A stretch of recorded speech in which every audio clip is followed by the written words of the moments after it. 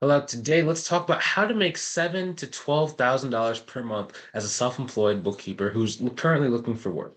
So the reason why this video is so near and dear to me is because it was about 7 years ago, I was accountant slash bookkeeper who was looking for work. And it was just so hard when I first got started. So oftentimes I make videos just like these to kind of talk to my past self as to, what I would do looking back. And if I had a time machine, maybe we can go back in time and fix that. Now, what this means for you is you can sit in on these conversations I'm having with myself to make sure you can grow your business. And if you want more specialized, custom tailored help to you and your situation, you can go ahead and click on the link in the description below to book a call with me to see if I can help you inside of my private mentorship program. Now, back to what we're talking about. So, number one, okay, you guys need to really have a couple different things. The first thing is we need a simple process to get potential clients. Okay, the more complicated that you do or your process is when you're starting out, the harder it is for you to be able to make a consistent, sustainable amount of money. So the process I generally like to use is called LinkedIn referrals. So it's a mixture of referral partners on LinkedIn as well as being able to directly go after potential clients on LinkedIn and knowing exactly what to say.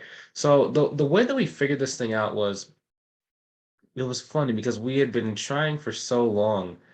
And in the first 6 months, it was so hard for us to be able to actually get anything to work. So we were doing LinkedIn, we were doing social media marketing, we were doing blog posts. We made a website that took 3 months to go, and it was ridiculous. And it wasn't until we started really getting inside of courses and masterminds and stuff that we really started figuring this out. And one day we were talking and talking and talking inside of my home office, and we got a call from a referral partner. So we had reached out to someone on LinkedIn and they were also an accounting professional. We say, hey, if you ever come across anyone who, could utilize our services, please, point them in our direction or give me a call if that happens. And one day we get a call. The person's like, hey, there's this manufacturing company and they're looking for a controller. I don't really offer that service right now, but I know that you guys are really good at that service. And then they're saying, yeah, it's about 30 minutes from where you guys live. So it's probably pretty far, far away. And I don't know if they're looking for someone virtual or if they're looking for someone to come inside the office. I said, okay, cool, whatever. We'll just go and handle it from here. So they gave us person information. We then went to them on LinkedIn and we just kind of introduced ourselves and said, hey, this referral person said that you guys were looking for this position. We think that we can handle this. Generally, we do everything virtually, so we're not going to be able to come inside your office, but we are really great at what we do. We have just a lot of experience, and we'd love to be able to help you out. So the business owner was kind of like, okay, cool, let's meet. Okay, so then we met with them, right? We met at a restaurant that was about 10 minutes away from us. And we were sitting there, we were having a conversation, and he's like, yeah, I heard so much about you from the referral partner. She said that you guys are really good. She's actually an old friend of mine, and I know that she does mostly the monthly books, but she was recommending you guys were really good at a controllership position. So that's why I did this, even though it's virtual. We generally don't like outsourcing stuff, but since you're so highly recommended, we can do that. And then we kept talking, talking, talking, kind of building that rapport, building that trust. And eventually the conversation, as most consultation conversations do, is, well, how much do you guys charge? Right. And at the time, we weren't killing it. We weren't really working with big companies. Like we had a couple clients for 500, 400, 750. And we were kind of like, so this is gonna be a lot of work, right? So we were thinking it's gonna be anywhere between 20 to 30 hours worth of work per week. So on the one hand, we were kind of scared because we don't want to lose our independence because that's why we started a business. But at the same time, if we don't start getting bigger clients, we're not going to be able to be in business for much longer.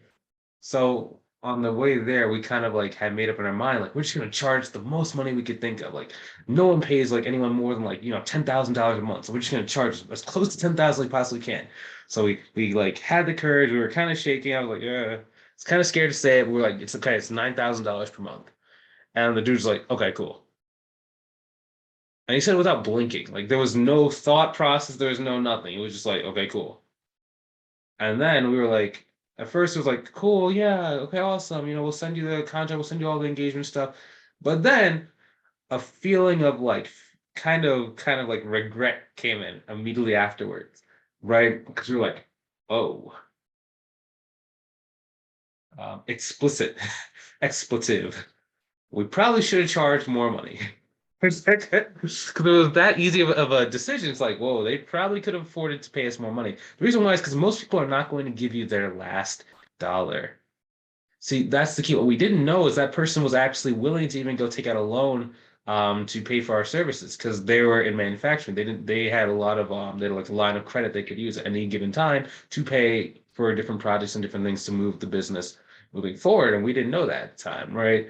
So it was just kind of funny where it's like, you say your price, you get everything going, but then you're like you get that kind of like down feeling, which is like, oh crap, I probably could have paid a little bit more if I like had been more prepared or if I had been more confident in myself or if I knew exactly what to charge. But that was in the past. That was our first ever like really big client. And I was really grateful that we got him. It pretty much like not only not saved my business, but like that was a thing where it was like, okay, we're in the game. We can actually do this. We know what we need to do in order to move forward and to keep growing. Now, also what this did was kind of just show us like a couple things about pricing. So number one, let's talk about pricing. The closer you can charge to what your monthly income goal is, the easier it is to reach your monthly income goal. And I know that sounds like a very simple statement, but if I had just heard that when I was first getting started, it would have been so much easier because I was trying when I first got started, I had in my mind, I was like, okay, so let's say I want to go and make, $10,000 per month. Okay, so that means if I, can get clients to pay me $500 per month, that means I'll need, 20 clients. Okay, cool. So we'll need 20 clients, give or take, 2 to 3 just in case. And that takes a long time to get that many clients. I'm not saying that's impossible. I'm not saying you can't do that in a year. I'm just saying like if I had a gun to my head and I only had 90 days to go and get clients, I'd be trying to shoot for clients that could afford to pay me 4,000, 5,000, 6,000, 7,000, 8,000, 9,000, $10,000 per month. That would be first thing, because now I'm out of the danger zone.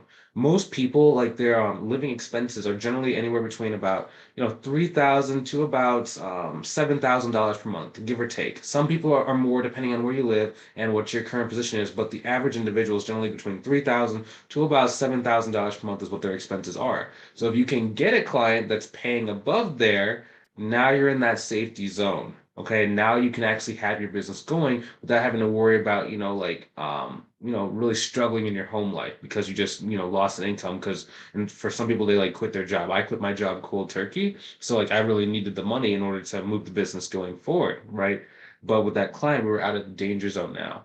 And after that, that really kind of freed up my mind. Now, again, the closer you can charge to that amount of money that you need is really the goal. So for example, like Anna Jean, when she was first getting started, she had extremely low living expenses because she had just come out of a relationship for that she had been in for a really long time, and she didn't really have a lot of expenses. It was interesting, right? So for the whole year, she only needed about anywhere between about 30 to $35,000 to live, right? Because all of her children are out of the house, they're already through college.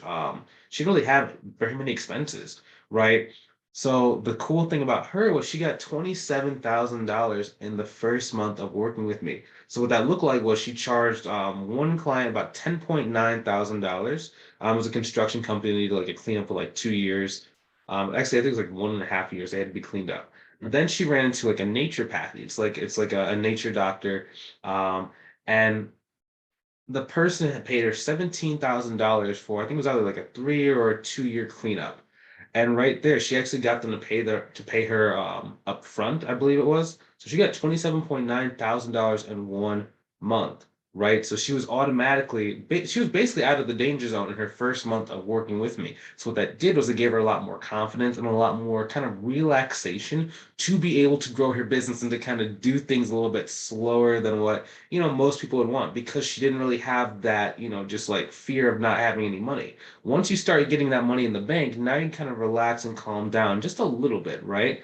But then also what that allowed her to do is say, okay, cool. So this process works. I can price my stuff. People are willing to pay me $17,000 at a time because they have money in the bank. So now when she goes after clients, she's going, hey, it's $1,000 a month. It's $2,000 a month. It's $3,000 per month. She has that kind of reference experience that business owners can afford to pay that much money depending on the size, the industry of the business owner that she's speaking to. And that gives her a lot more confidence, which allows her to be able to grow a lot more consistently. And I believe right now she's anywhere between about 7,000 to about I think she was like in 9,500. I can't remember exactly where she is, and she decided to coast after a while. Because again, like as long as you're not raising your living expenses, if you can keep your living expenses pretty low, you don't need to have like a $50,000 per month business. You can if you want to, and if you're really ambitious, if you really want to. But a lot of my students, like they just kind of want to get around that, 3x. So 3x income to bills ratio, meaning that they're getting three times as many sales as what their both their business expenses and their home expenses are. So they just keep bringing in money and money and money, and they're kind of in this zone where they can kind of relax. They can have choices in life. They can go where they want. They can travel. They can do things that most people can't, while still having that time freedom. So it really depends on who you are. I have other students like who are trying to go to like 50,000, $100,000 per month. It just really depends on where you are. Now, the second thing you need to know is, again, you need to have a simple process to get potential clients. Like that story I told earlier. What was the process we used? So the first thing was we built referral partnerships on LinkedIn. We started talking to people who could potentially give us referrals. Okay. Then once we got the referral, we got the contact information, we used a message sequence on LinkedIn to be able to get them onto the phone. Again, it's one platform, two methods within that platform that makes it very easy for us to go and get leads. It's referral partner makes introduction, we then do a group message on LinkedIn. Then we say, hey, when would you like to hop on a call and see if we can help you out? Or if they're close enough to us. Generally, we don't really meet with people anymore, like in person. Generally, it's over Zoom, especially because, like, the last couple of years, everything's been virtual. Um, and that's basically the process, guys. So another person who actually utilized this process pretty well was James. So James, he got he got a $10,000 per month client. It was probably about, I think it was like 7 days from when we first got started. Now, for James, James was a little bit of a slow starter because like the first day we did like an onboarding call, and it took about a week for us to like kind of get back together because he was had a lot going on in his work. So he came back. I told him to make one or two tweaks on his LinkedIn, and what started happening is LinkedIn started referring like people to him and started saying, "Hey, James does this service. James helps with this." And then someone reached out to him, and then James used our message script to kind of like see whether or not the opportunity was a good opportunity or whether it was just going to be like someone who like wants to pay like $50 a month, right? If someone wants to pay you too low or they just don't really meet your minimum criteria, we have a way to filter them out inside of our message script so that they don't even get on the phone with you. Okay. But once you have deemed that they're actually good and you know they can afford to pay you the amount of money you want, and you know their mindset is one where they don't mind spending money to grow their business, then you can invite them to the phone call. He did the phone call. They were so relaxed. Like he could work from anywhere he wanted. They actually gave him a company laptop, and he got to be able to manage their. They had like a team of, I think it was between like 3 to 4 staff accountants, who actually worked in house. He could work remotely. So it was just a really good opportunity. They ended up paying him about $10,000 per month. Now that's really cool. But the reason why it was so easy for him because he was working a full-time job when he first got started with the program. Like we said, it took him like 7 days to even be able to escape from his work because it was like month end of the first week he joined the program. But then the second week he just did it, and it gave him so much freedom to be able to know like who he's speaking to, how you can verify how much money they're making, how you verify like whether or not they actually want to pay you money or whether they're gonna be like a tire kicker. Got him on the phone and then sealed the deal. Same thing with JT. JT got a $2,000 a month client. It was his first ever time getting a client for like $2,000 a month. And it came from LinkedIn. Same basic process where you identify who's your target, you go and you connect with them, right? Then you do a mixture of like messaging as well as like creating some pretty easy content to get them to really trust you. And then they start reaching out to you when they're ready to be converted and when they're ready to sign up with you. And it makes it so much easier, so much simpler to be able to get the clients because one, it's kind of like a bump strategy. It's almost like imagine you're at like a school dance. Let's say like you're in like middle school, you're sixth grade or seventh grade, right? And generally there is maybe I'm a male, so like right now I'm interested in women. So let's say that you're at a dance, right? And then you're going and you see a girl that you really like, but sometimes you're a little afraid to go and ask to dance or you're afraid to go and talk, right? So generally how some people used to do it was they would like get closer, get closer, get closer, inch closer, and then they would bump, right? And then, oh, excuse me, sorry about that. I wasn't looking where I was going.